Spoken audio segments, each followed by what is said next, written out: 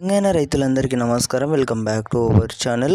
5 ఎకరాల లోపు సాగు చేస్తున్న రైతులందరికీ కూడా ప్రభుత్వం రైతు భరోసా నిధులు విడుదల చేసినట్లయితే తెలుస్తుంది. మనకు రాష్ట్ర ప్రభుత్వం నుంచి వెళ్ళి అన్నదాతల అకౌంట్లోనైతే డబ్బులు అనేవి అయితే నిధులు ఖాతాలో పడుతున్నాయి అన్నమాట.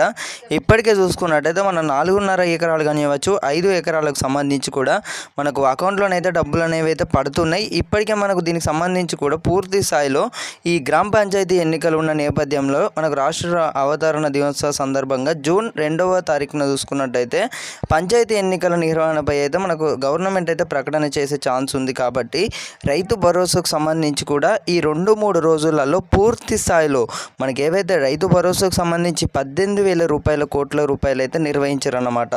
మొత్తం పూర్తి స్థాయి బడ్జెట్ అన్నమాట. ఇందుకోసం మనకి ఈ రోజు చూసుకున్నట్టయితే 7,000 కోట్ల రూపాయలు అనేవి అయితే రైతుల అకౌంట్లోనైతే నేరుగా ఒకే రోజు వచ్చేసి మనకు 9,990 బిల్లులు అయితే ఉండడం అయితే జరిగిందన్నమాట. పెండింగ్లో ఉన్న బిల్లులు కానివ్వచ్చు, 9,900 బిల్లులు అన్నమాట. అయితే బిల్లులను రాష్ట్ర ప్రభుత్వం ఇవాళ క్లియర్ అయితే చేస్తుందన్నమాట.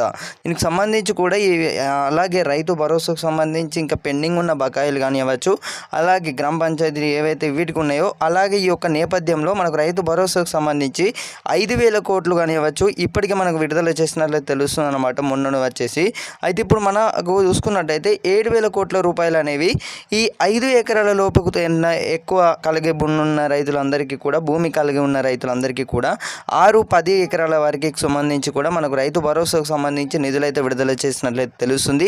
రైతుల అకౌంట్లో కూడా డబ్బులు అనేవి అయితే పడ్డట్టయితే తెలుస్తుంది అన్నమాట. దాదాపు చూసుకున్న మరి కొన్ని చోట్లనైతే ఇంకానైతే డబ్బులు అనేవి అయితే పూర్తి స్థాయిలోనైతే పడలేదు.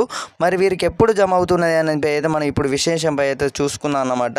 అయితే రాష్ట్రంలో సాగు యోగ్యం కాని భూములను మినహాయిస్తే దాదాపు 1,50,00,000 ఎకరాలకు రైతు భరోసా కింద ప్రభుత్వం అయితే సాయం అందించేందుకైతే సిద్ధమైందన్నమాట.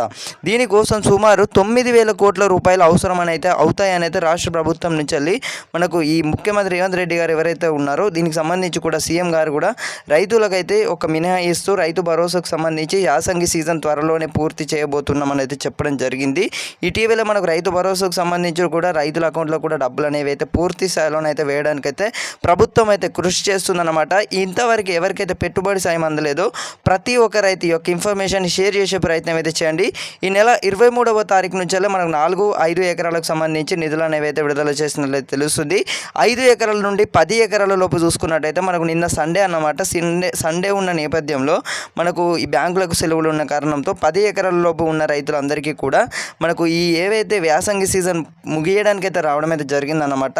ఇంకా 3 రోజులలో 2 రోజులలో వచ్చేసి అయితే మనకు యాసంగి సీజన్ పోయి మళ్ళీ వానకాలం సీజన్కి సంబంధించి కూడా రిలీజ్ అయితే చేయాల్సి ఉంటుందన్నమాట. మరి చూడాలి ఏమవుతుందో.